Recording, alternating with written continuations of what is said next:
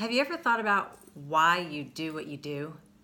There's a lot of great inspirational people out there, like Simon Sinek. He talks a lot about finding your why.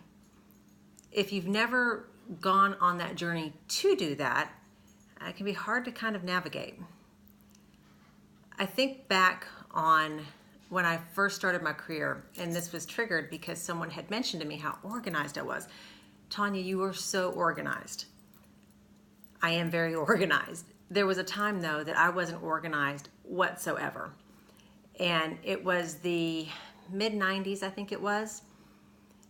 And I was a manager at that point still, right? I wasn't necessarily a leader yet, I was a manager.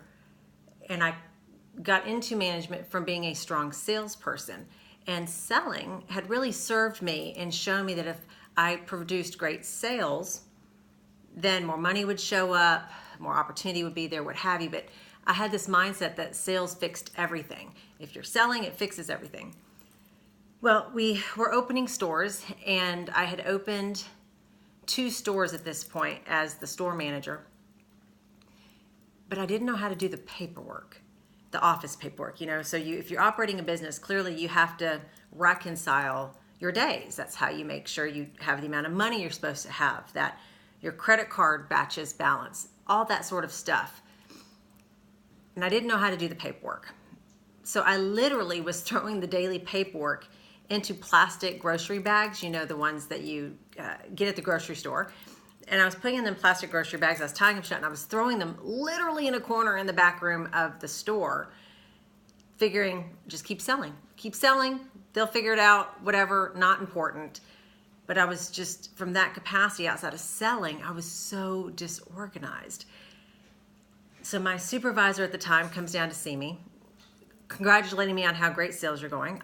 Of course, right? That's what I was focused on. Sales would fix everything. And he asked me how my paperwork was going. I didn't see why the paperwork was important. So I said, well, how the paperwork going? It's not going. I don't know how to do it. It's not important to me. And there you have it. And I walked into the back room almost proudly, as sad as that is, to show him the stack of plastic bags that were unreconciled paperwork. He tried to convince me why it was important. He told me I had to do it, showed me the basic ways to do it. And what he got from me at that point was compliance. So if we've ever worked together and you've heard me talk about commitment versus compliance, you can get a team or a person on a team to comply short term. And those are the situations where you end up having to go back because they regress. They get away from it. I clearly was complying at this point.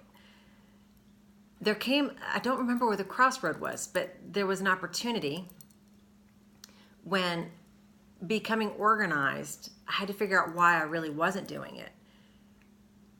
And what I found was, it was because I was afraid I wasn't going to be as good at it as I was in sales.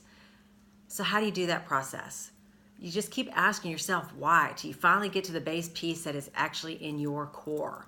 And like I said, for me, not being organized, why I wasn't doing it was I was afraid I wasn't going to be very good at it. Figuring that out and moving beyond that fear allowed me to start to become organized, to ask for help. How do I do this? What's the best way to organize this? My regional at that time, exceptional woman, she taught us a class on time management. Again, another form of getting organized. And I was already on that journey of realizing it had value to me, starting to move past my fear of failing at it. And I just found myself excited. The more organized I got, I found the more time I had free to do things that I really wanted or loved doing. That before I felt like really looking back, I was living in chaos. It was daily chaos from a standpoint of, I'd start my day would end, and I would know where my time went. It was, looking back, wow, it's whatever, I'm going to move on, right? But I was afraid I wouldn't be good at it. So I guess my question for you is, what keeps coming up around you that isn't important to you at the moment, but people seem to think it would serve you in a good way? For me, it was getting organized. What is it for you?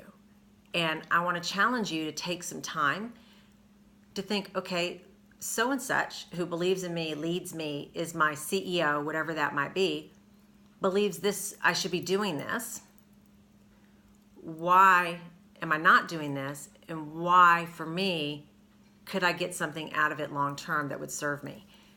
Find the commitment with your teams. If you're helping other people, you have to help them discover their why, how it serves them. Because guess what? Your people will comply to serve you or your company, but they will not commit unless you can help them figure out how it serves them. That's human nature. You can get upset about it if you want, won't do you any good, but you got to help your people find their why and why to move forward with that piece. That's how you get commitment. That's how you get your people engaged in long term, doing what it is you need them to do, rather than spinning the plate, getting them to do it now, go start getting somebody else to spin this plate, and getting them to do that now, and then before you know it, this plate stops spinning. Oh, I can't do that very fast. This plate stops spinning. Yeah, there we go. Because they weren't committed to it. So the behavior was learned, but it wasn't embedded, and therefore you live in a professional chaos because you can't keep going back and chasing compliance, guys and gals. So this is day 9, happy day 9. I worked with somebody named Selena. She was incredible. And every day if she called you or you called her, she answered the phone with happy, whatever day it was. And what I found is in that very moment, it was a positive feeling that I adopted. So if you ever call me or I call you, usually if I call somebody, I lead with that happy, let's say Tuesday for that matter. So happy day 9, maybe I should start these with that. I don't know, let me know. Let me know what you think. I appreciate you being with me on this. Again, today we're talking about commitment versus compliance and how you can't force commitment, but how you help people start to find their why for them so they become committed. Have a great day, everyone. I look forward to comments or questions. I want this to be beneficial to you or to anybody that you have watching this. So again, please, if there's something, anything in regards to business, to life, I'm also an accredited life coach with the ICF. I just want to serve. So we're on day 9 of a 365-day journey. Send me the questions. Nothing's too simple or too complicated. We can at least digest it, try to walk through it. And if I don't know about it, I'll tell you that too, but at least we can have a conversation around it. Have a great day, everyone.